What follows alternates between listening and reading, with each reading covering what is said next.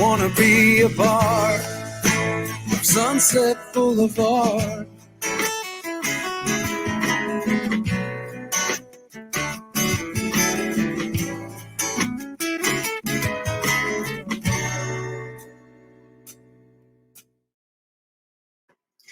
So we're going to begin tonight with well, I'll be honest, it's a bittersweet statement that I have to make.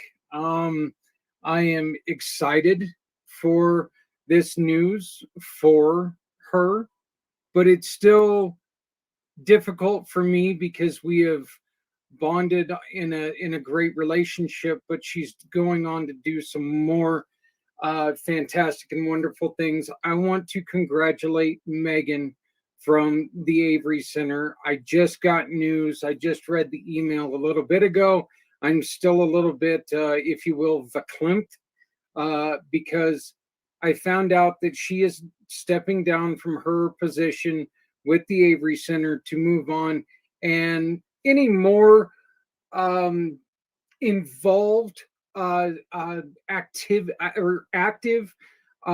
position with another organization about trafficking. I love Megan with all my heart, and I hate to see her go from the Avery Center, but I am thrilled that she is being able to do what she's doing now. So congratulations. All the hard work, the 10 years has paid off, and I am thrilled that everything has come to fruition for you.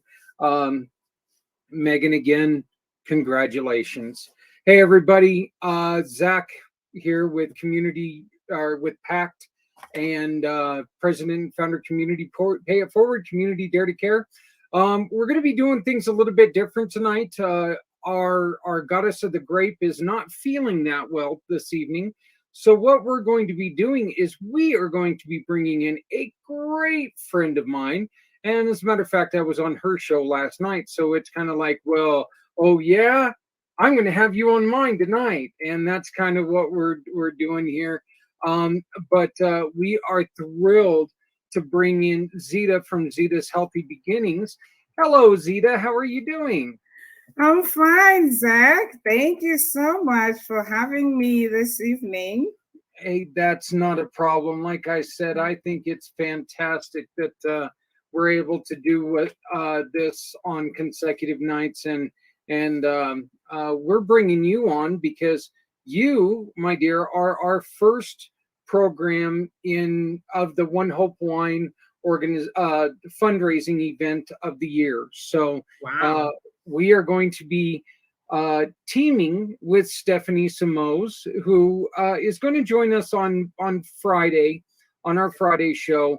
And we're going to do our little bit of the show then.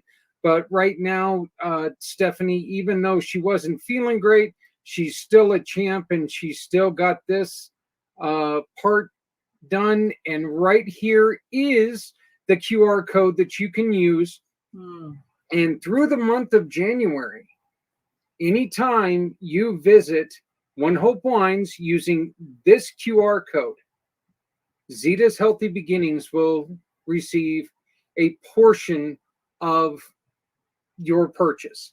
So you buy 2 or 3 bottles of wine, and Zita can help create hospitals and teach doulas and do all the wonderful things that she does in the world of training mothers how to be mothers and health for babies. And the one thing that we want to do right now is, Zita, I'd like to bring you in on this and ask you, please tell us a little bit about Zita's Healthy Beginnings. How did you start this wonderful program?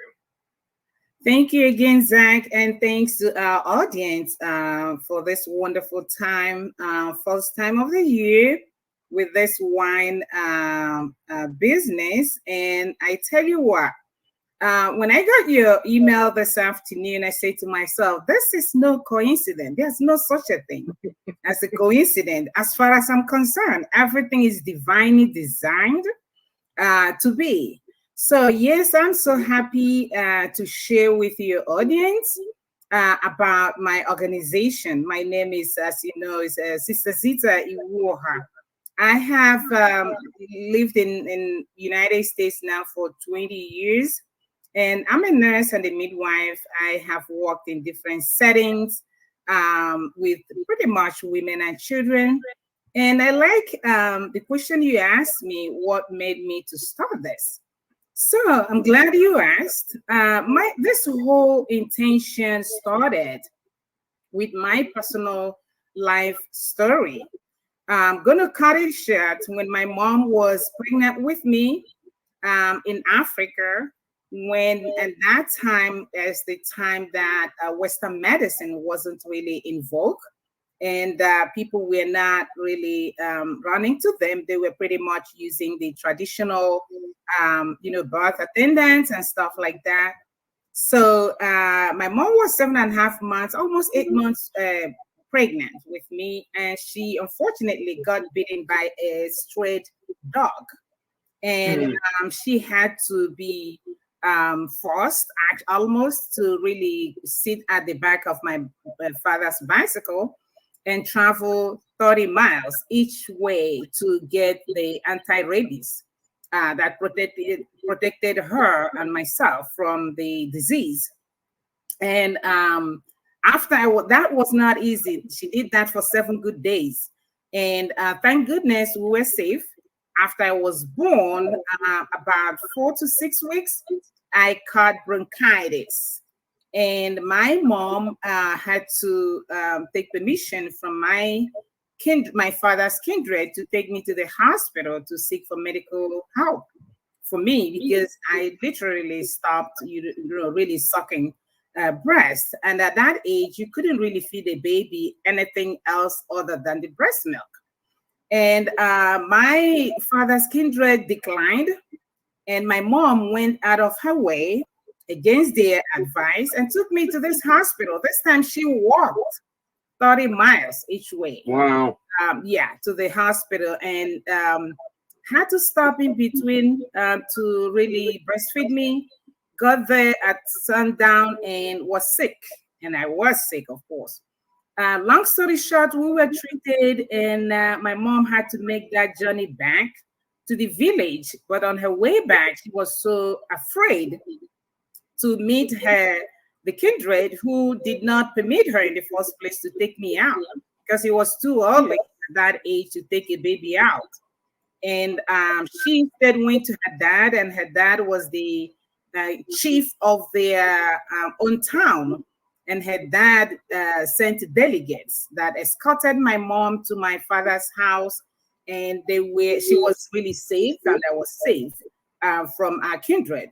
So when I was 7 years old, my mom did share that story with me, and I'm like, oh my gosh, what a way, for a woman to give birth, even be pregnant, went through all of that, then gave birth to me, had to really walk all that, miles to make sure she secures health care for me and for herself.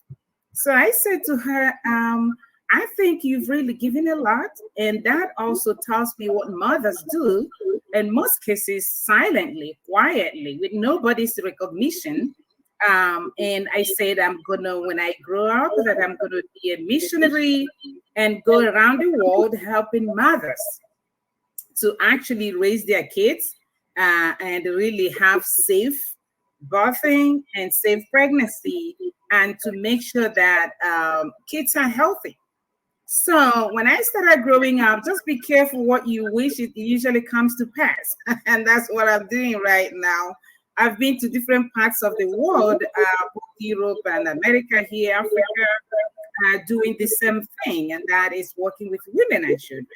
When I came to the United States 20 years ago, I found out I was a little bit disappointed, because my hope was so high. I thought every woman here is being cared for and their babies are healthy and stuff like that. Come to discover that, no, that was not the case.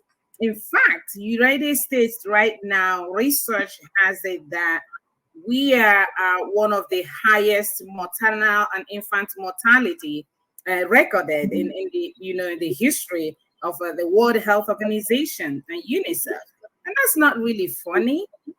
So about 7 years ago, I asked myself, what should I do to really make an impact? As a midwife, I know that birthing is a good thing. It's a happy thing, not a life, sentence for any woman or even the baby for that matter. But that was happening, still happening, unfortunately. So I decided to found Zita's Healthy Beginnings. And what we do is to work with community individuals, work with organizations to reduce the incidence of maternal and infant mortality here in the United States and elsewhere in the world, starting our program right now in Nigeria. And what we do, how we do it is through education at all levels. We educate our educators. We also educate lay people. We do advocacy. I talk to people in authority at any time, whenever I get a chance, for them to recognize what is going on in this country and what is going on in the world in terms of maternal and infant mortality. I also do training of doulas, and I am really hoping to build a place where I can do that more here in the United States and also do it in Africa. And we also do farming, which we just started just last year. And I want to tell you, I sent you an email that has one of our first set of harvest for the plantain and bananas and all that things. And it's organic. We encourage women to get into their environment and make use of it. Till the soil, plant vegetables, plant fruits that will really help them to feed their babies healthy food, so that they can be healthy both in their mind, body, and spirit. And I do podcasts, as you know, and that's also another medium that I'm using to, let people know who I am and what I do. So, that's all I do in a nutshell. Thank you. Well, you don't only do one show, but as we were reminded here really quickly earlier by our great friend Brian Gibson, you are also hosting his show, talking about what they're doing. And you guys entrusted some funny looking guy to do an intro for you guys, and he misspelled your name.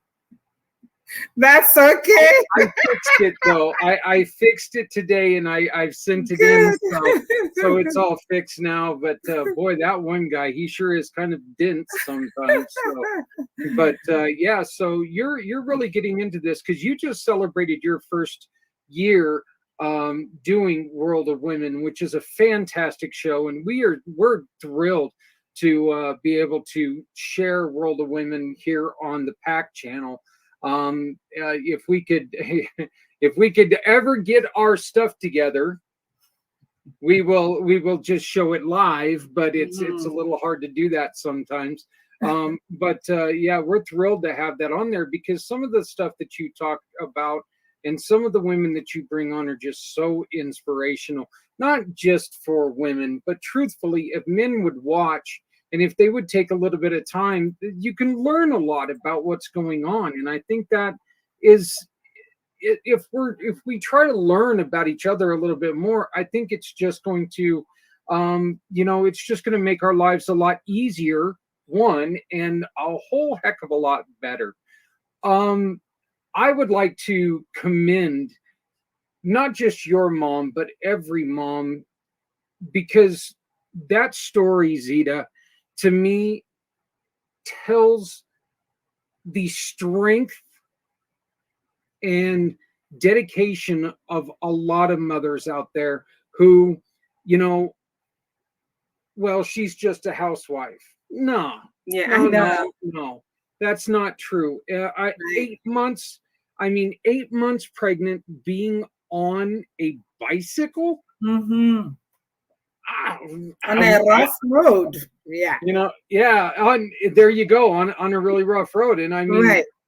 I'm about I just look like I'm about 32 years pregnant, but I couldn't get on a bicycle on Page Street. So, being on a motorcycle is enough. And then walking that 30 miles with an infant that you have to stop and breastfeed in, I don't know much about where you were at, but let's be honest, it probably wasn't the friendliest of places to have a young child and a single mother there, was it? No, it was not. It was not. Yeah. Tell me this. This is something that what you've already mentioned, how the United States has the largest average of mortality rates in the world, which is just devastating to hear. How different is the training from here to, say, Africa? I know that there's going to be differences because of technologically advanced United States to not so advanced in Africa. How much difference is there in that training? Yeah, so that's a lot of difference, and like you rightly pointed out, technology and innovation has really helped the Western world, to advance in healthcare in so many different ways, including obstetrics and gynecology. But when it comes to birthing, I know that the history of the United States and birthing in the 18th century or prior were really focused on, it was same as what was going on in Africa. People were able to recognize birthing mothers, recognize doulas, recognize their skills and their talents, and recognize people who were naturally gifted, who could get training, on how to support a woman who is pregnant, who is birthing, who is supporting her baby after birth.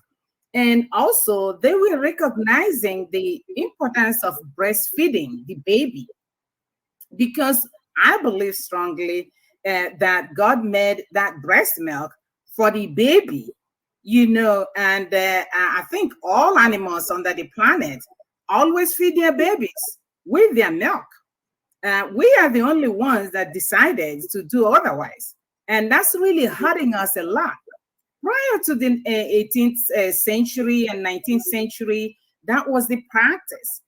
People go to, even obstetricians and gynecologists go to women's homes and deliver them. And that was exactly what my grandfather did up until 20th century. He went in people's homes. You did not have to go to the hospital. Hospital is not a place to give birth. It's in the maternity or birthing homes. That's where women give birth to babies. So they will go to people's villages, go to their homes. They use a lot of natural remedies. They help them. They ate the food from the soil. There was no such a thing as artificial food or tinned food and stuff. Women really were practicing the cultural way of how a woman should be, what she should do, what she should not do while she's pregnant. And there was a lot of time that women had at that time with, being in their family, raising kids, having enough time to breastfeed their babies, and bonding with babies. All of that were really happening in a very natural way. Now, when you compare that to what is going on right now in the United States, and the past, let me say, 20 years now, women are becoming the breadwinners, more of the breadwinners of the family. About statistics has it that about 65 to 70% of American families are run by single moms. So you think about it. A single mom has to run for the rest of the family when she's pregnant, when she has a baby, after the baby is born. So she gets little or no time to even take care of herself, bond with her baby, breastfeed the baby, and support the baby the way she should. And now we are left with all these postpartum complications that we're having today. And you see a lot of mental health issues among young people is so alarming, especially women. And all of this is, a combination of lack of rest, lack of sleep, lack of financial support. In fact, social support is critical, but that is lacking here also. So when you put all of that together, that is really a huge difference. In Africa, when a woman has a first baby, the first 1 month, she is being supported by family and friends who come in, who cook food, who help her to even do sitz bath and stuff like that, help her nurture herself so she can be in the right frame of mind to nurture her baby. And the first 1 month of birth is very critical for any woman, especially after they give birth to their babies. But to find out that here, it really scares me when I see some of my moms, they say, oh, well, after I have my baby in 2 weeks, I'm going back to job. I'm like, oh my gosh, really? I mean, how do you even talk about that? You're still just going through all the motions of giving birth. Your baby's trying just to get acquainted with you, and here you are, baby, running to the job. It's so heartbreaking for me. I wonder a lot of times, Ida, how much is can you explain to some of us, because Brian brought up a really good point here, that America, we've lost the position of the midwives. What is a job of a midwife? What is the job of a doula? Yeah, so we have really lost the role of the midwife. That is so true. I agree. So the midwife is different from the doula. Just if you have an idea of what a nurse, a registered nurse, and a CNA, an assistant nurse, that is the relationship that exists between a doula and a registered midwife. And they do a little bit extra, especially here, because they are being trained to also, some of them are beginning to really go the extra mile of helping to really catch the baby, learn more about that. Basically, a doula will assist the woman when she's pregnant, and she does that through home visiting. She can also connect with her on the phone.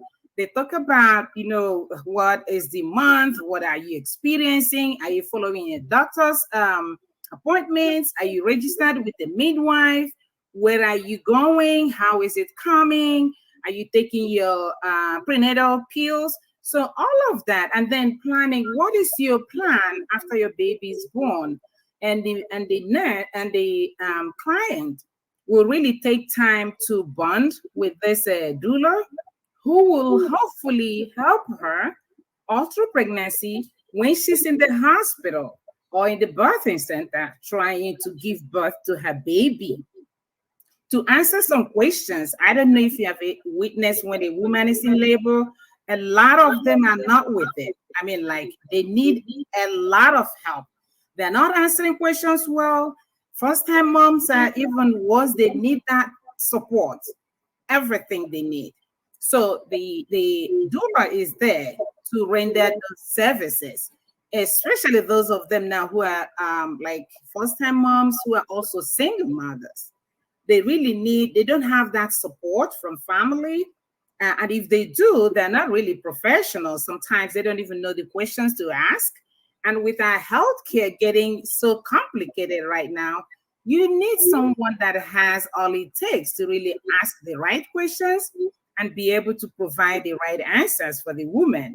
They also support women in training and helping them on how to breastfeed.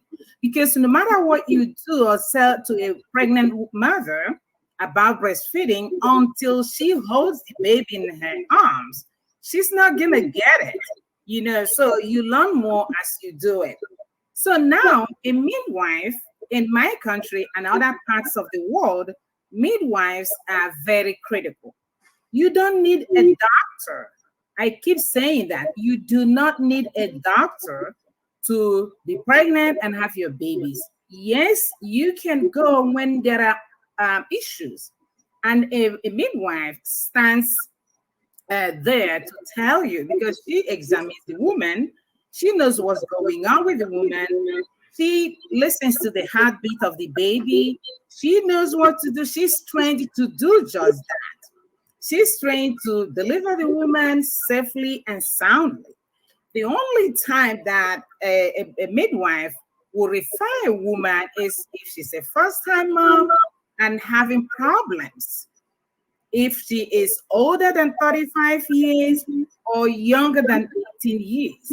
So because these are really the critical, ages where we pay attention, because we consider them as high-risk mothers.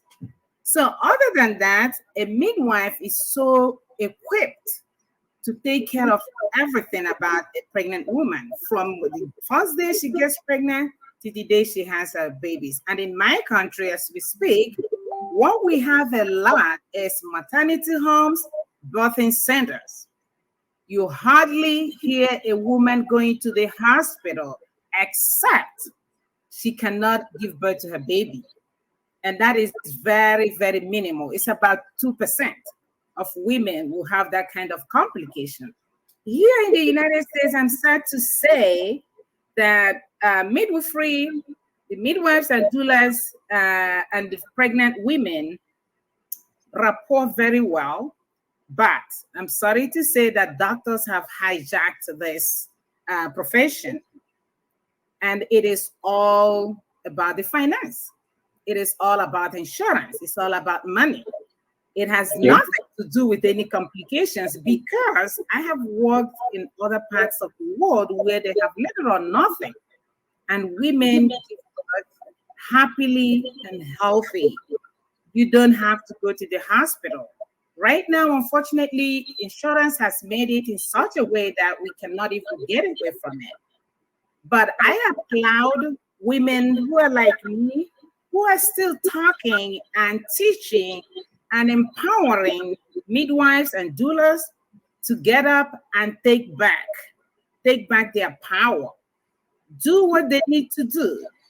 A lot of midwives are no longer interested in doing it because insurances and hospitals are coming together, and they have seen the benefits in making money from pregnancy, childbirth, and all that. So it's like a fight, unfortunately. But yes, that is a big difference in Africa and here in the United States. How much interest have you been drawing with women who say, you know what, I want to get back to doing these procedures, get back to actually caring for these babies as they come into this world, because it's something that those first few moments are so important in a baby's life. Yes. How much interest are you drawing with your program to get women to become involved with getting back into being a doula or midwife?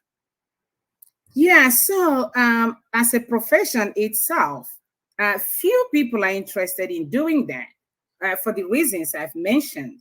Mm-hmm. One is they say, when I become a doula, it's really hard to get customers because insurance does not even compensate doulas. That's another war we're fighting. And we are like, why would you not? Especially the Medicaid, you would think that they can really support these women, because these women have the fundamental training, teaching, education, and then support, physical support to give to women. When women in the hospital with the doctors, I'm afraid how many minutes a doctor gives a patient. It's minimal. And when it comes to breastfeeding, you need more time. You need patience.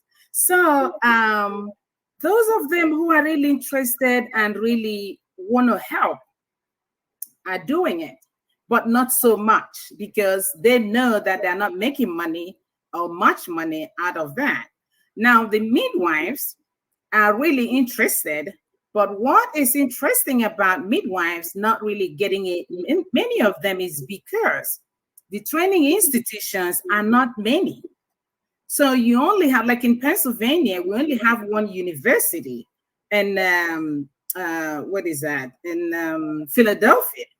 I mean, can you imagine? So you don't really have, and then it's the master's degree that they have, the midwifery school.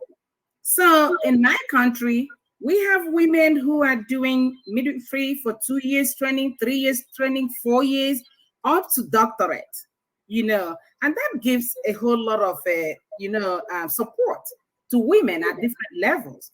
But here, it's not happening because they're not allowing women who are interested in midwifery to even start from like their first degree, second degree, or into doctorate. So that's where we have to start to correct this, because if you really want to change a system, you're going to have to find out where the problem is and start from there.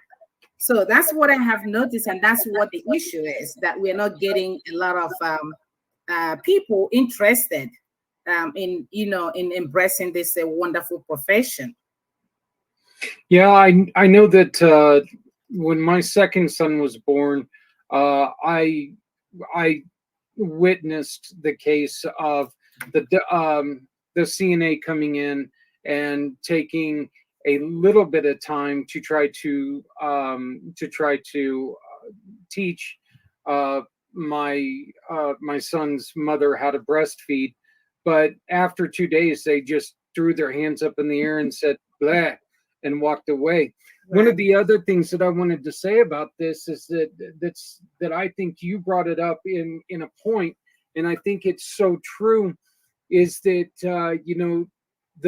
these first time mothers that are having baby, their support a lot of times are first time fathers, and let's be honest here, a first time father, we don't know what's going on either. So we're kind of, we're just as lost. And yeah, while we're wanting to support, we are just as lost. I mean, we can be there to support. We can be there to say good things. You're doing great, sweetie. You're doing fantastic.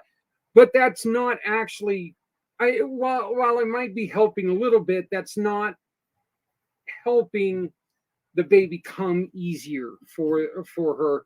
And I know that there were a couple times where I felt like I was just being a hindrance. So my first son was born a natural birth. My second son was born C-section. So I've got to see both sides of this story, and both times, honestly, I was just absolutely very little help, to be honest with you, because I was just confused and lost as anybody. But so what would be something that would help you, other than just the financial aspect of what we're trying to do here? What are some of the other things that can help you get the word out about what you're doing? Yeah. Or help you do what your aim is? Yeah, so I think sharing, I always believe in sharing and creating awareness. Any opportunity that I get, I like to do that, because I know for myself, even if one person heard me and put it into practice, that's saving life. One life is so significant. When I visit my mothers in their homes, and back to what you were talking about, men, really, naturally, that's not your gift. But I try, when I'm educating the mother, I try to say to the man, please, can you join us? Because you might be thinking that this is women's affairs, and it is true. It is like 90% women's affairs, but guess what? We need that 10% from you. And that will really go a whole long, way. And when I'm demonstrating with my dolls, I even say to them, can you hold it? Can you just hold this and see what I mean? It might look really silly to you, But when that time comes, I'm telling you, you're going to be shaking like a jelly, So I'm like, but I like to prepare you when I'm also preparing your partner. That way it will be a smooth sell. So that's one of the things I want to also include in my program is to prepare the partners, the guys, because honestly, I know that guys cannot really do it unless they get support. In fact, they need much support as much as we're giving the women, because some of them could really help when the woman have that breast milk expressed. They can take their turn to feed the baby. So if they learn how to do that, honestly, spare the woman a couple of hours at night, that will go a long way to help her to remain sane, to take care of the baby. So yes, we really need men, and we need to help them, educate them, encourage them, empower them, because guess what? The baby is for both. It's not just for the woman. So yes, please sharing my message there, Word of Women podcast.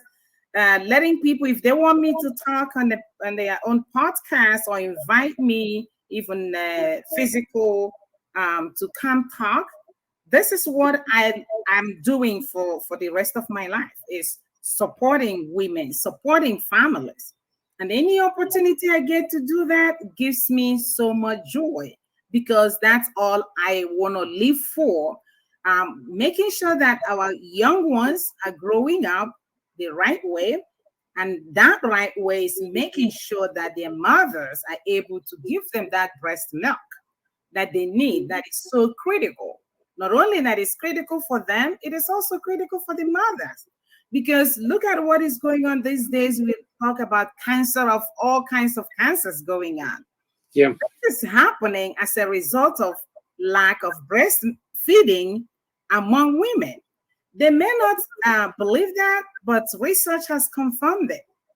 If women are committed to breastfeeding, even their weight, cancer, ovarian cancer, breast cancer, uterine cancer, all those cancers are being minimized almost to zero if women commit to that.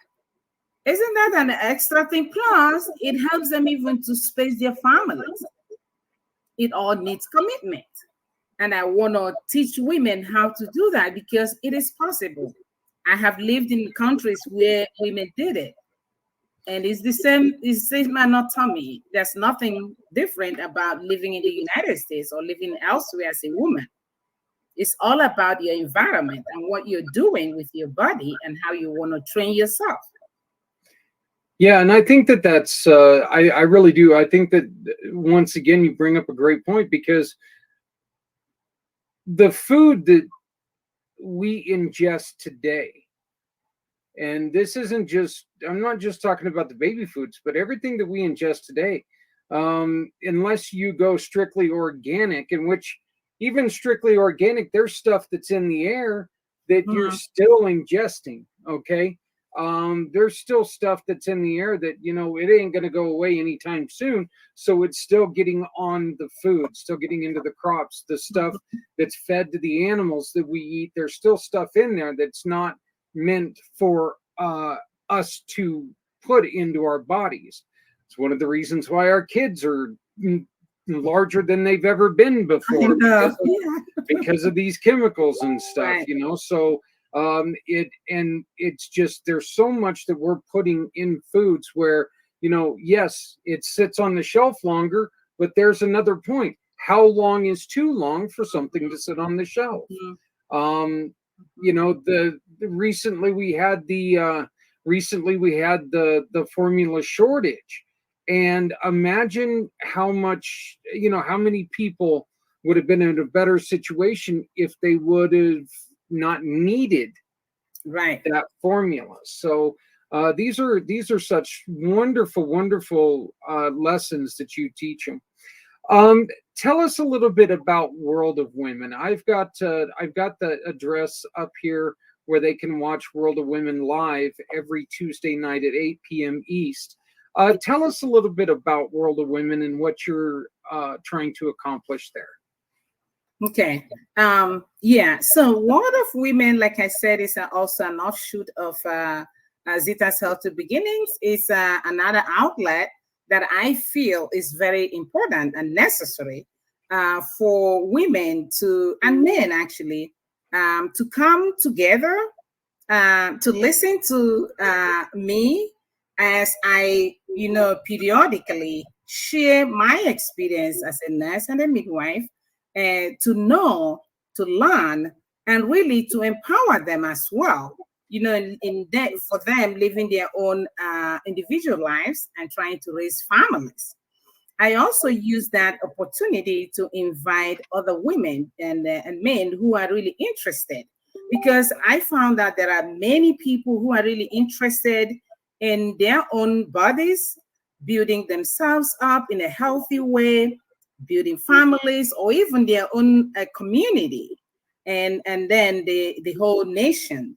There are individuals who are really committed to doing that. And there are individuals who have skills that they could share with us. So I invite people to come every Tuesday at 8 p.m. Eastern. I know some podcasts are being done, and they do it and then they just put it. Why I took the option of having people come and having audience is so that we can do it interactively, because I believe that every single person got ideas that could help the other person. So if we're really interacting, ask questions, make comments, make suggestions, people are able to learn better that way. So that's why I brought a World of Women podcast, because I know that's where women thrive.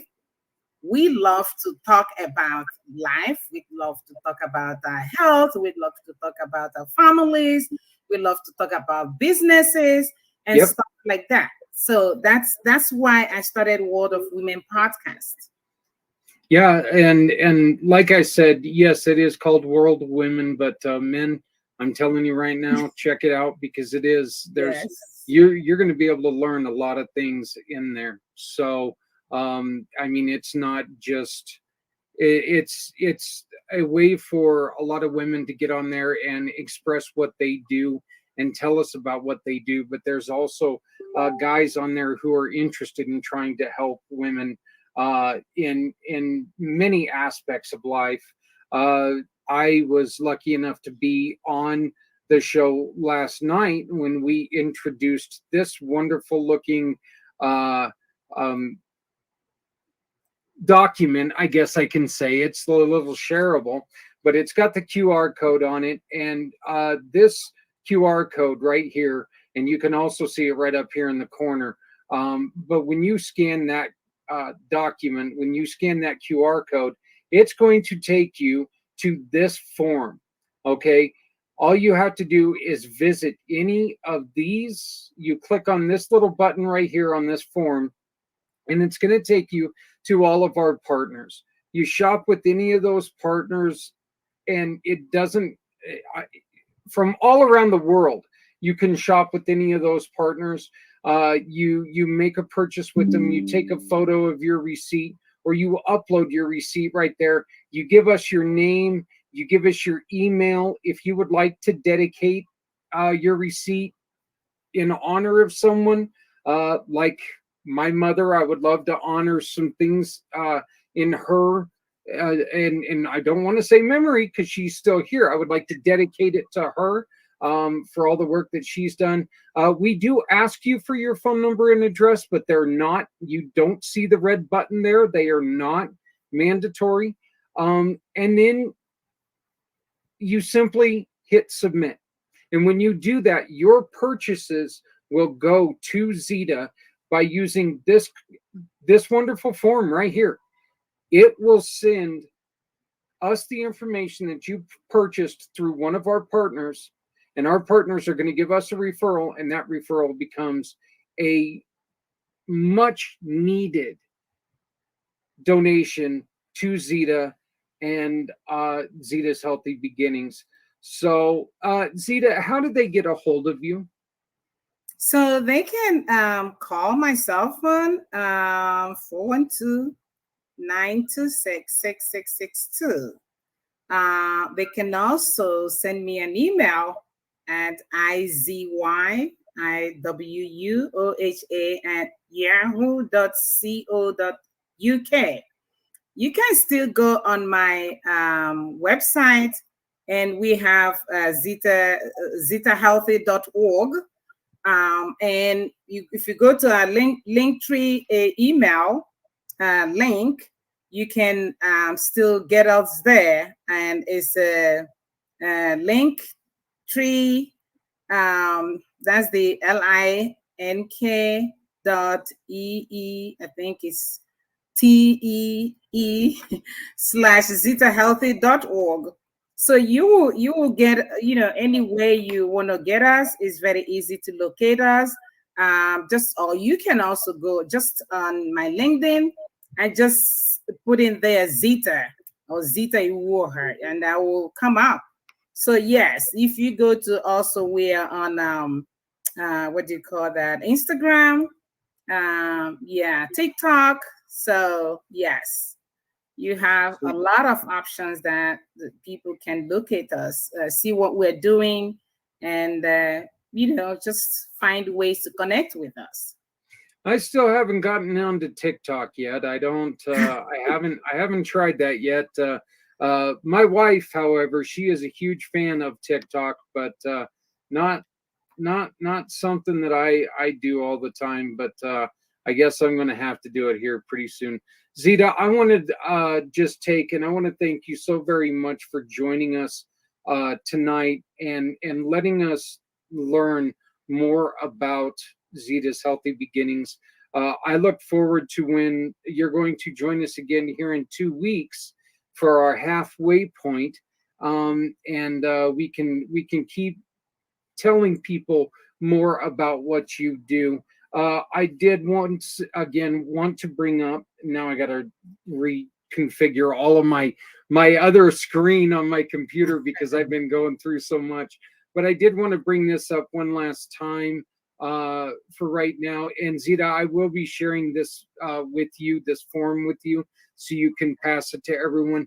But please remember, for the next month, when you go to this QR code, the one on the flyer, not the one in the corner, but anytime that you shop for wine with through our dear friend and Stephanie, all of our love is going out to you right now. Get feeling better. We've got some exciting things that we're going to be doing in 2023 with Stephanie. So, but you shop with that QR code to get your wine, celebrate birthdays, events, everything that you got. Do it, and Zita's Healthy Beginnings is going to be the benefactor of your having a good time.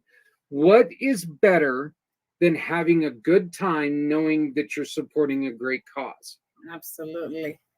I can't think of anything that's going to be any better. So just help us out, help us make a huge difference, and help us continue to support Zita's Healthy Beginnings. And again, if you look over in the corner, way over there in that corner, you can see the QR code that will sponsor Zita's Healthy Beginnings through the Community Pay It Forward program. So Zita, again, thank you, my dear. I look forward to talking to you again here in about 2 weeks. Thank you so much, Zach. And I really appreciate what you're doing. It's not easy, but please keep up the good work. And I know your blessings are already coming. And thank you, and have a wonderful rest of the evening. Well, thank you. Thank And thank you for joining us on such short notice. But thank you. Hey, everybody, you can also go to right here, which is our Facebook group. We're going to get Zita this information, and she can post to this Facebook group about what they do. This is another great place that you can go. Stephanie is very, very active on this page, giving you some great recipes with wines, some wonderful things that you can do with different wines, introducing different wines. So please make sure that you go to our group page every month. It is someone, it's another wonderful organization like Zita. So, but thank you, Zita. I appreciate it. Have a great evening. Thank you. You too. Bye. we are going to be back here in a little bit with we're going to be talking about some of the misnomers of nonprofit world. There's a lot of times that people don't understand what goes into a nonprofit, why a nonprofit fails, things like this. I did a little bit of research today, and I came up with a couple pages that I'm going to read some information to you. It's some really, I find it interesting because nonprofits truly are something that we really need in the world. There's different situations that we need to help people out with, but we will be right back.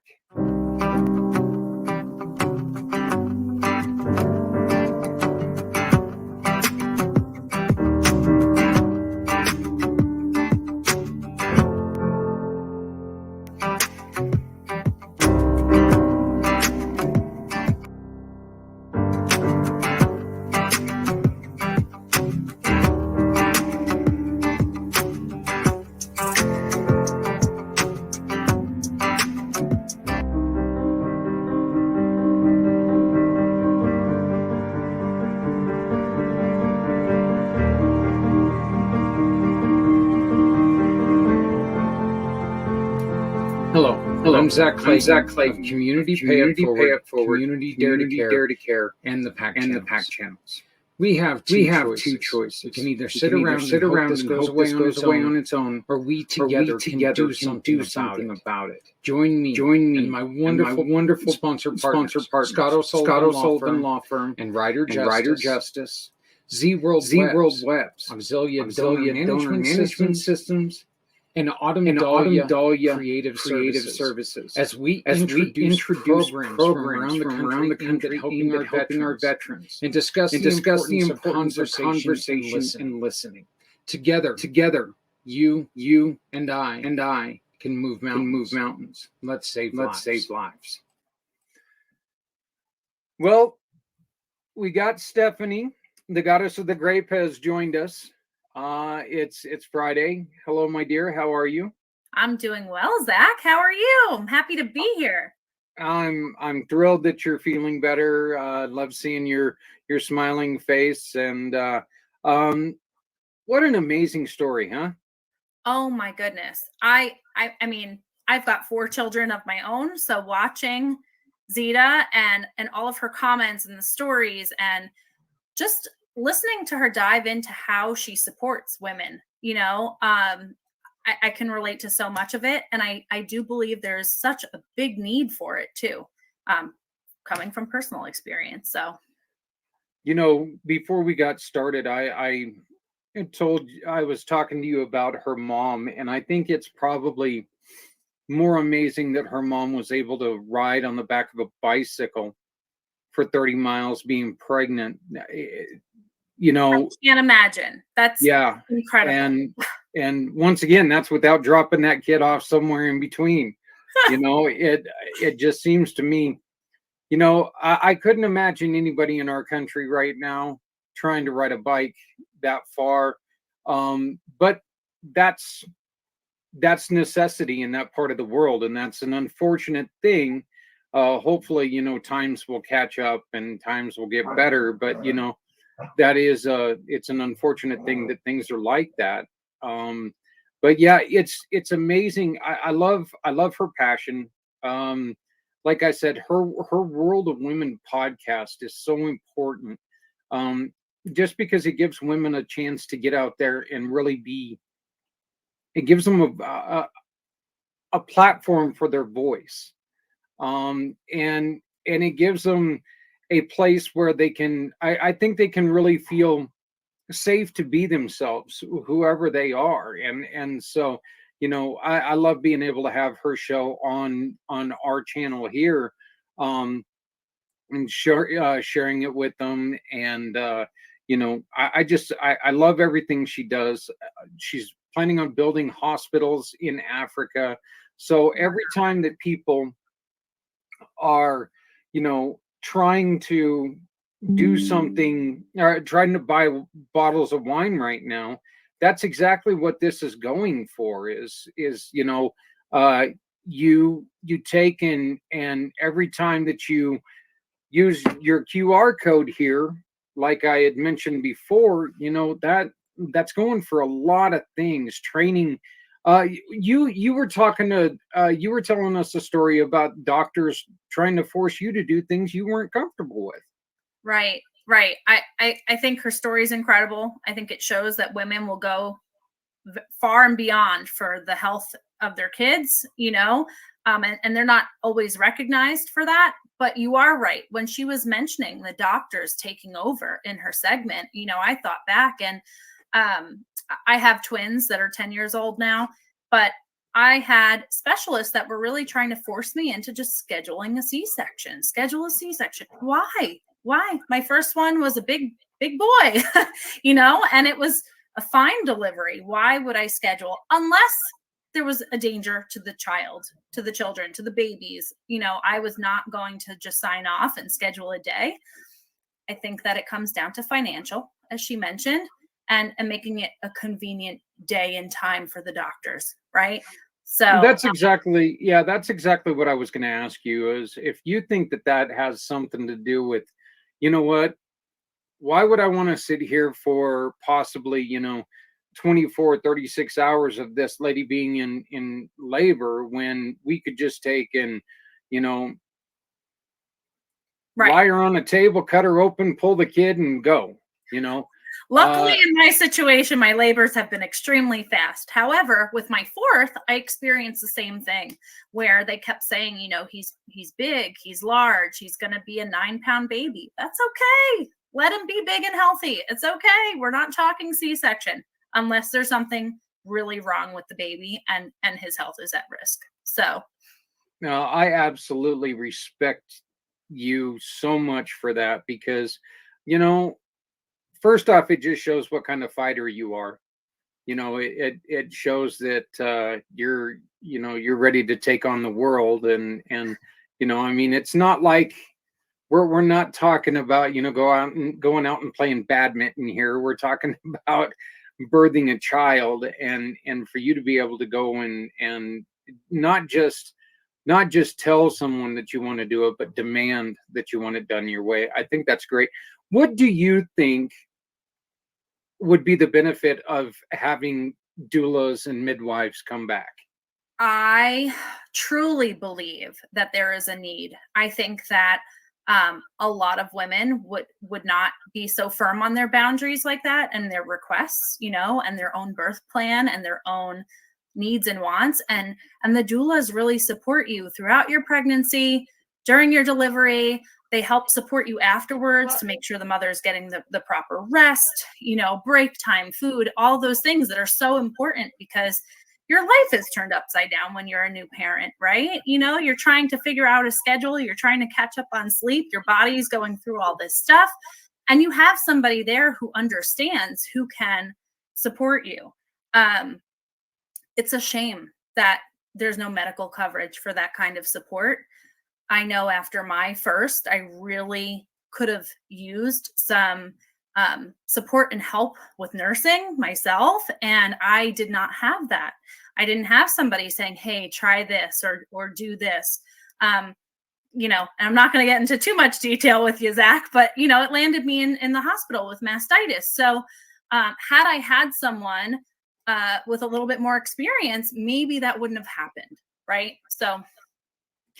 Eclampsia, my second wife, preeclampsia, Right. she ended up having that when my youngest was born. So it was my second wife, and she ended up being in the hospital for almost a week. And so, she was extremely weak when Justice was born. But yeah, they didn't show any patience on trying to help her nurse. And so, Justice never had the opportunity to nurse. And that was something that it was kind of one of those things that, it really showed a lot of, it really showed a lot of things to me there, because it was just like, well, look, this is somebody who just went through something really traumatic. And again, she had just got done with the C-section after being in labor for over 24 hours, having two scheduled nurses coming in and doing the checks, and then one finally comes in and goes, that's not the head. And it's like, you know, it was kind of one of those things that it was upsetting to me, because you're right. I think that a lot of times it seems like they're just sitting there going, oh God, what, you know, we can just get this done and over with. Let's just do this, you know. We live in such a fast-paced world that everything is boom, boom, boom. Doctor's appointments, they're in and out, boom, boom, boom, and they're just pushing patients. And it's more personalized. You need to slow down and take a step back, let the person, you know, heal and bond with their baby and take that time. It's not always fast-paced in this type of a situation. So that's where the doulas would come in for sure.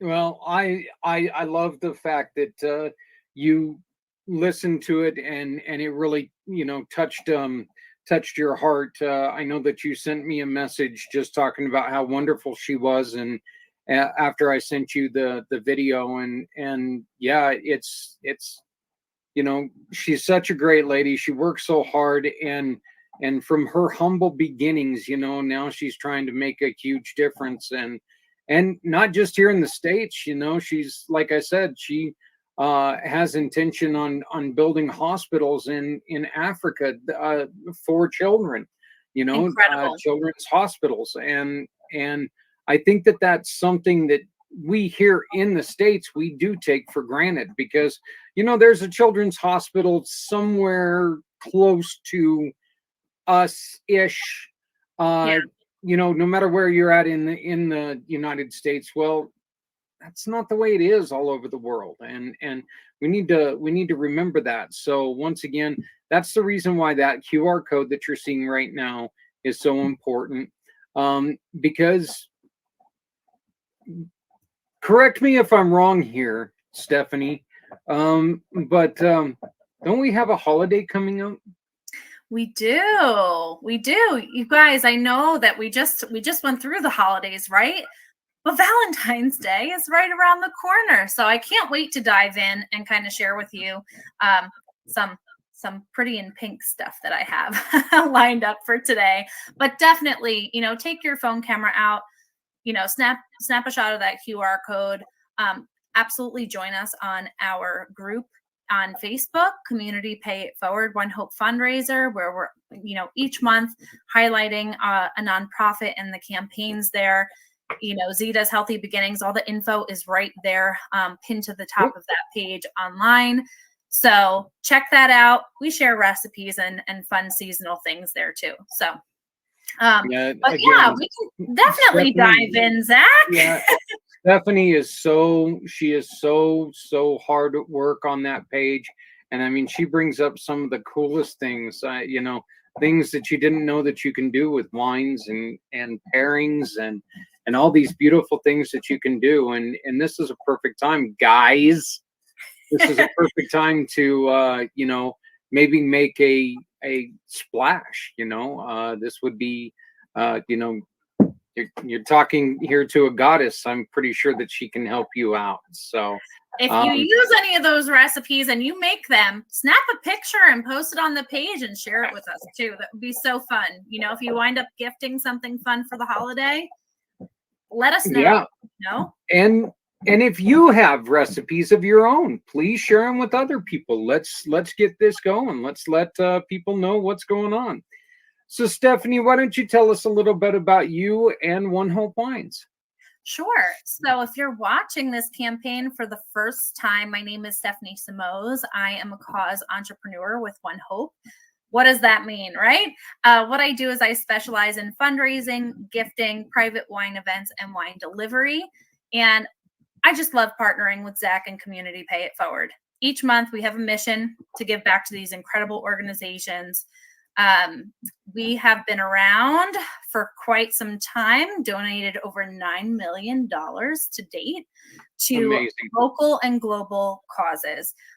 So what I love is that we have this platform through our Napa Valley Winery where every single bottle of wine that we sell gives back to make an impact. So 10% of any purchase through that QR code is going to give back to Zita's Healthy Beginnings.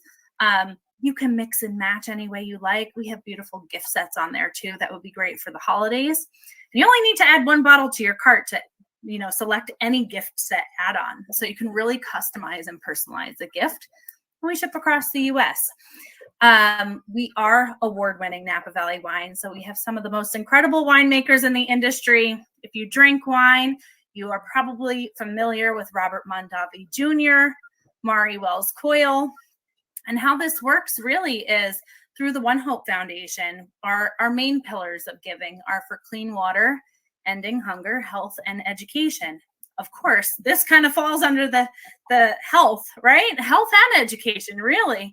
And essentially, through every single bottle of wine, you're giving back to the ONEHOPE Foundation and Zita's Healthy Beginnings. So really amazing to just be able to sip some wine and raise a glass for a great cause. Yeah, I think that the concept, and I'm hoping that one of these days I get to talk to to somebody who's in charge up there, because I think the concept of ONEHOPE Wines is one of the best. And there are certain companies that are out there that do wonderful, wonderful, wonderful things. I think ONEHOPE Wines. I think about Bombas. What they do, I think that is just, it's so fantastic that they are. A lot of companies can say, hey, we're in it with the community. You guys are in it with the community. You guys are an integral part of a healthy community. And that is one of the reasons why I have such a deep love for you, such a deep love for ONEHOPE Wines. I think that what you guys do is just beyond fantastic. And you and I being able to help wonderful causes like Zita's Healthy Beginnings, it keeps getting better and better, because we get introduced to some of these wonderful, wonderful causes all over the world, all over the country. So I'm looking forward to 2023, and we would like to say to everyone out there, hey, do you know a nonprofit that could use a little bit of help? Get a hold of us. You can either get a hold of Stephanie right here on her link tree. All you got to do is reach out and say, hey, I know of a nonprofit that could really, really use your help. And she will get a hold of me, and we can get this going. Or you can just reach out to me at my card. And we will we'll put those in the chat, and that way you can have them. All you have to do is click on them. But Stephanie, you do have some beautiful, beautiful wines that you're wanting to feature, because that Hallmark that Hallmark holiday. Hallmark holiday is around the corner, right? Pink, Valentine's Day, all the things. So definitely raising a glass for a great cause for Valentine's Day. Win-win, or win wine, as I like to say, right? I love that. We have our new rosé bouquet mixed pack. We just mixed that up, and they released some new ones in there. So we have first that limited edition etched pink sparkling rosé that you see right there in the middle, and it says on there, "I love you more than wine," which is really fun. We also have our Sonoma Coast Reserve Rosé. That pack comes with 2 of our Vintner Collection Rosé and 2 of our Love Language Rosés. And, it's a great 6-pack, half case of wine, so you get a discount on it also. I always like to throw that in there. And you're getting different collections. So you're getting some high-end wines in that pack as well. So let's dive in. I think that there's some rosé for all the rosé lovers in this pack. So show the ones that you love how much you care with the new I Love You More Than Wine at Shimmer. This wine has, go ahead. That's gorgeous. I love that. yeah, I like the way that you guys are focusing on the shimmer bottles. I think this gives us a real chance to focus on the shimmer bottles because, you and I have been talking about the shimmer bottles for months now. And I was able to share the shimmer bottle that you sent to us for our wedding.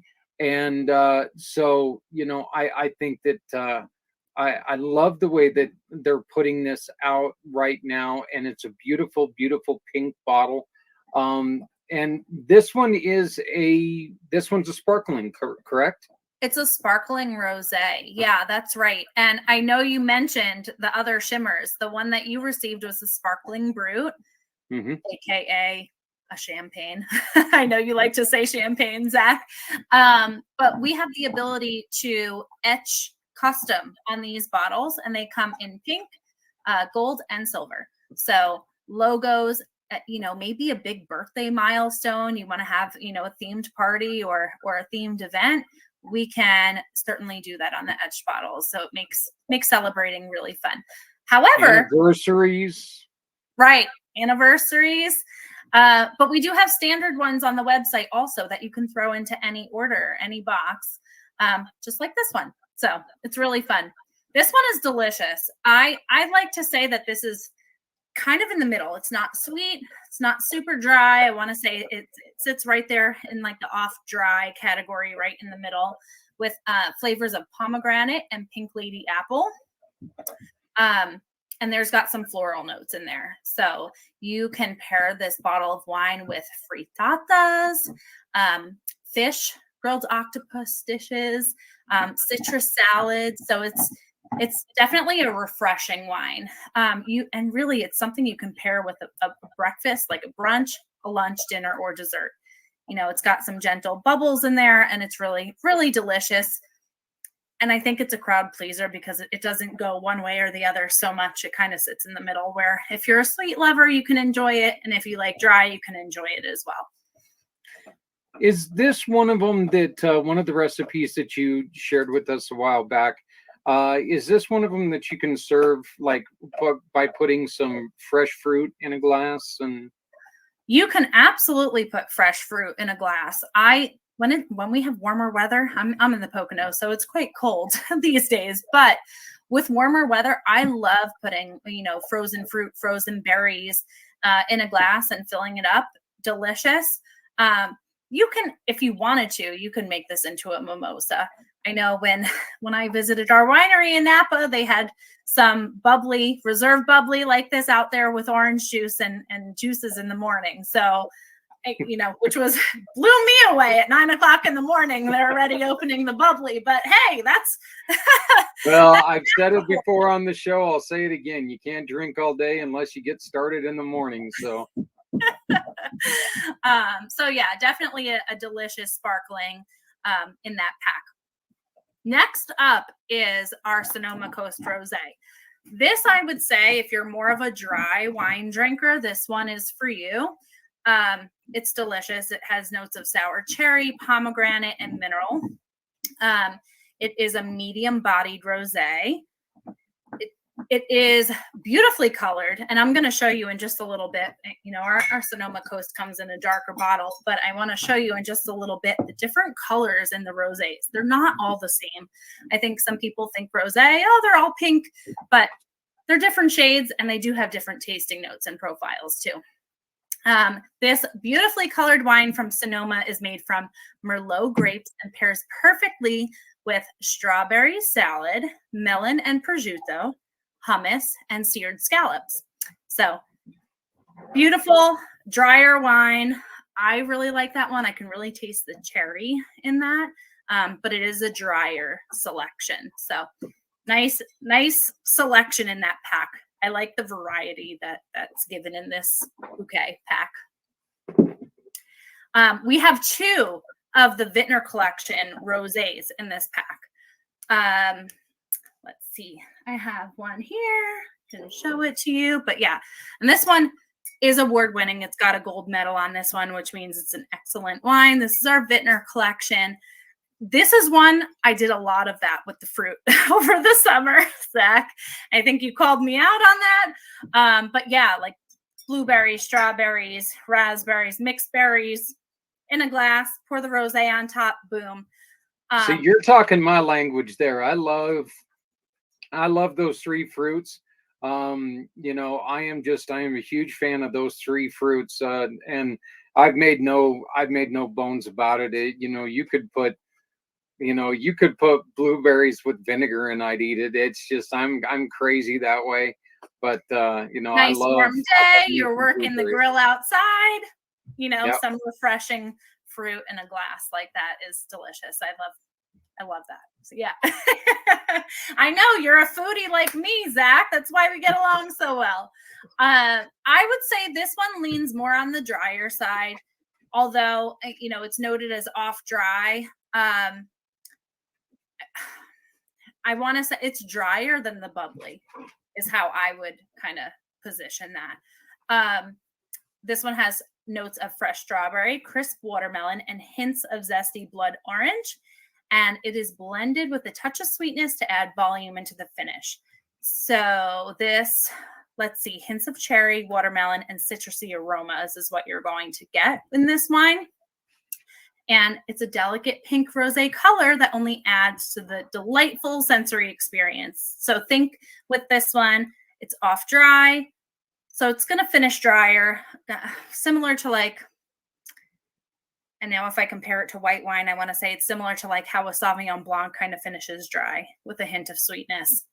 I kind of want to put them side by side for a second, even though they're not the same, if you understand where I'm going with that. What exactly does it mean to finish dry? What is the? I hear the terminology. Can you explain to me what it means when a wine finishes dry? I've heard some people, you know, say it kind of feels like your mouth isn't moist. Like you're gonna feel like a drier finish. Like it's not gonna finish like you just had juice in your mouth. And you know, that's the best way that I could explain it without any like technical terms. But yeah, it's gonna, if you put a Sauvignon Blanc and like a Pinot Grigio of our Vintner collection side by side, and if you like those, I'm gonna say you're gonna like this rosé because those finish drier, not super sweet. Does that make sense? Yeah, absolutely. So It's the opposite of a fruity wine. It's like as you're drinking can it, a dry you're going wine to be taste can the a dry wine watermelon. be refreshing? Yes. It can. Okay. Yes. Okay. Refreshing, light. Yeah. This is one that I would have nice and cold on a warmer day. Yeah. Okay. Not heavy though, like light and refreshing. Yes. Some food pairings with this one would be some baked ham, strawberry salad, grilled tomatoes, and fresh herbs. So like a Merlot would be a really dry wine. And heavier. Oh, it's very heavy. And heavier. Merlot's like drinking a syrup. And I use, you know, back in my heavy drinking days when I was a cook, we would have Merlot that we would do, you know, I would use Merlot with onion soup and stuff. And okay, so it was just a reason for me to have wine in the kitchen and so, but you know, it's really one of those things. So yeah, Merlot's definitely not one of my favorites. Merlot, I like to make mulled wine with Merlot, which is like that warmer wine with fall spices in the crock pot that kind of just sits on warm and like brings in the cinnamon and all of those spices together and served warm. That's how I personally enjoy Merlot, because you put, you know, apples in that, apple slices. If you look up mulled wine recipes, sometimes some orange juice goes in there. So it kind of brings a seasonal flavor to it. So with this one, you were talking about the baked ham and the grilled tomatoes and stuff like that. This is a really good spring wine. As the weather starts to get warmer, yes. Okay. For me personally, you could drink rosé all day long, all year. But for me personally, I like rosé as the weather starts to get warmer, because I'm in a really cold climate. And I like my wine cold. So yeah, good and refreshing. I'm with you there. I'd prefer. I'm not much of a warm wine. I really haven't found a. I'm not a fan of the warm wine. Room temp, And you're not a fan. yeah, and I don't know if that's just I'm not a fan of, I don't drink coffee. I don't drink, I'll drink hot tea when I'm camping because I don't drink coffee, so I'll drink hot tea or something like that. Or when we go out to Chinese food, and I don't know what they do in Chinese culture, but I don't know how they get water that hot. Water does not get that hot naturally. It just doesn't. You mean We're for their going off tea, on right? a rant here, but I don't know if it's tea, is that something what that you like mean? room temperature and warmer drinks are just not my thing. But yeah, the wines, I think you get a better taste. And I definitely think I seem to think that they're a little drier when they're warm. So, and I think you're making a little bit of a point here, Zach. Some people do enjoy their red wines chilled. And while it's not, the norm for, let's say, a Cabernet to be in your refrigerator, some people enjoy it that way. And I say, enjoy it the way you like it. Yep. There to are no each their own rules here that you have to follow. Like I can make suggestions from our winemaker, and she actually suggests Pinot Noir be slightly chilled, especially when enjoying it with like turkey and things like that with a meal. I didn't know when I first started. You and I discussed that when we were featuring the Pinot. Yeah. You and I discussed that because I was asking, do I drink this warm? Do I drink it? And you said you can drink it either way, but the wine, the winemaker was saying try it chilled, and I was like, oh, thank God. So, and yeah, I remember that. That was like I believe that was like June or July that we had that one in, and the Pinot that I had was so good. It truly was. So I find it brings a different flavor experience when it's chilled. So if you're not sure, try it both ways and see which way you like it more. I've heard of some people, putting red blend in their fridge too. If you like it that way, drink it that way. Absolutely. All right, we're up to our final wine here, which is our newest love language collection. I love this bottle. Yeah, it's beautiful. We also in the same collection have a red wine and a Chardonnay. I would say out of this bunch, this rosé is probably on the sweeter side of all of the selections. You have notes of violet, candy, raspberry, and rose in this one. So for culinary pairings with this bottle of wine, serve it alongside blood orange salad, ahi tuna, and salty chips. So again, lighter, refreshing, and I would say this one is probably the sweetest of the selections in this 6 pack. Okay. Yeah. Okay. And is this one served chilled? Yes. All rosé should be cold. All rosé. All rosé should be cold. Make sure you're chilling your rosé. Make it nice and cold so you get the full experience. Yeah. The bubbly and the still. All cold. I would like to apologize that it sounds like I'm in construction zone here. I've got one dog that is chewing on his bone on my office chair. And I've got my other dog that keeps thinking that she's a parrot. So she keeps trying to get up on my shoulder. So please forgive me if I'm looking around. All right. They're needy like children, Zach. Oh, I am telling you something, Stephanie. I don't need another kid. I don't need another kid. Well, I wouldn't have another kid now if you paid me, but And especially since we got Andrew in the house, I definitely don't need another kid right now. But yeah, with these two dogs, they're both under a year old. Oh, And wow.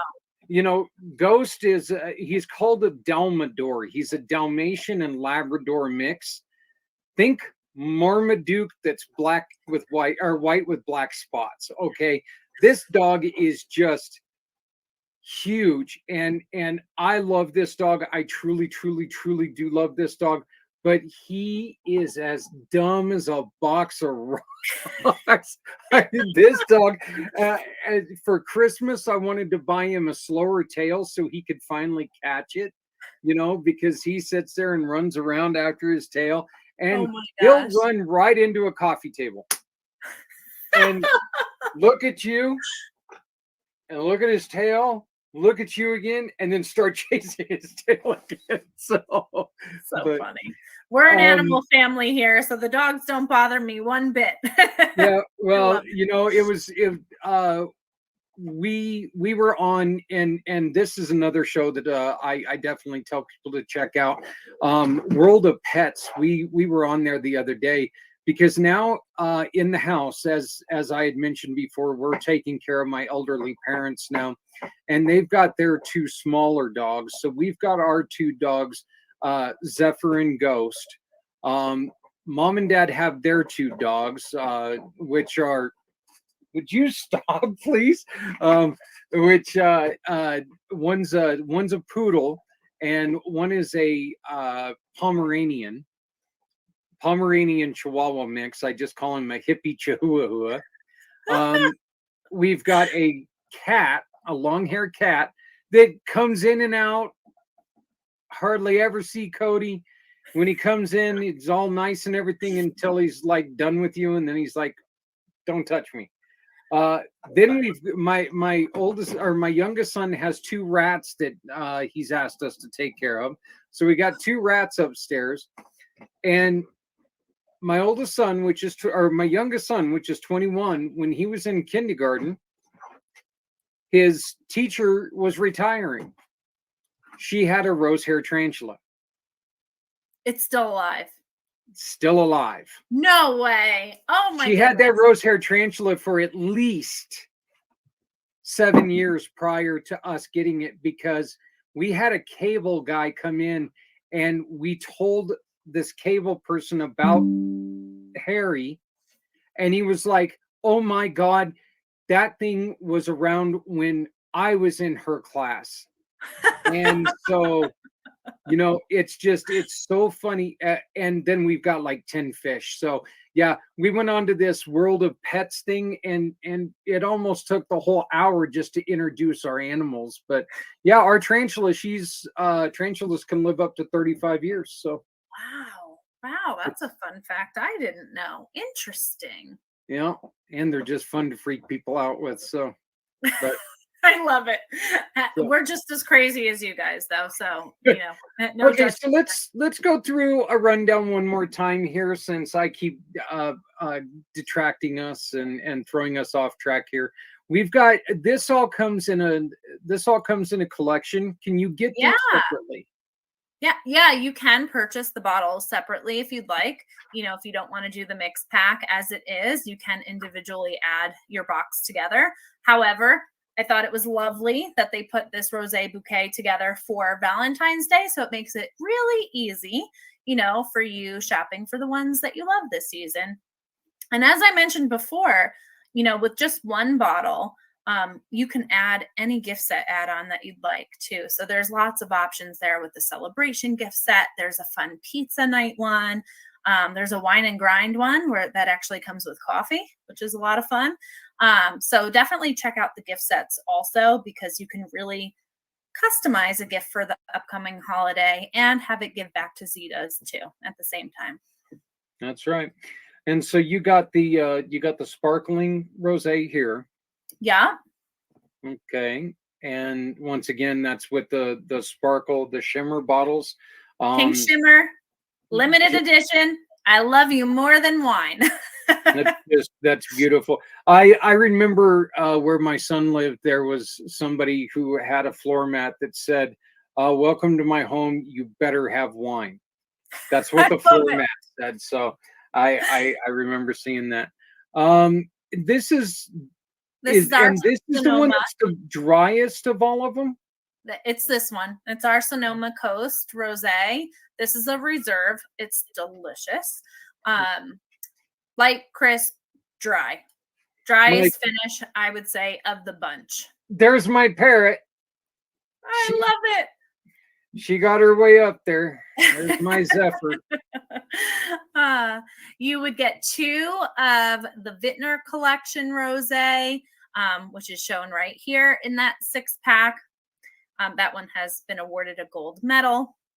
And then 2 of our Love Language Collection Rosé in that 6-pack. So lots of fun for the holiday, but you can scan Zita's QR code and shop for your favorites or the favorites of whoever you're shopping for. If you're not sure, if you're like, you know what, they love wine. I know they always drink wine. I have no idea what they drink. We have gift cards. The gift cards will give back also.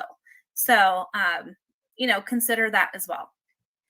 And again, if you have any questions and you really want to know a little bit more about these wines, all you have to do is go to Stephanie's link tree and reach out to her. Reach out to her on our Facebook page, our Facebook group.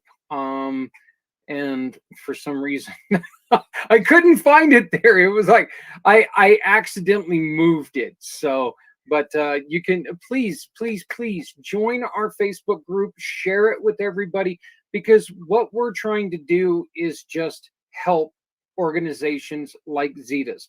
Okay, there's no money coming to us at all.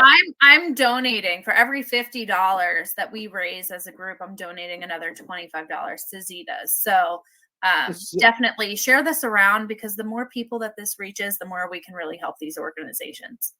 This is one of the things that when Stephanie and I first got together, this is a passion for both of us. We love helping other people, and we want to see people succeed. Please join us on doing this. This is something that you can really make an impact while you're having a good time celebrating. As she said, we've got Valentine's Day coming up. Oh God, just a few weeks. They away. just never stop.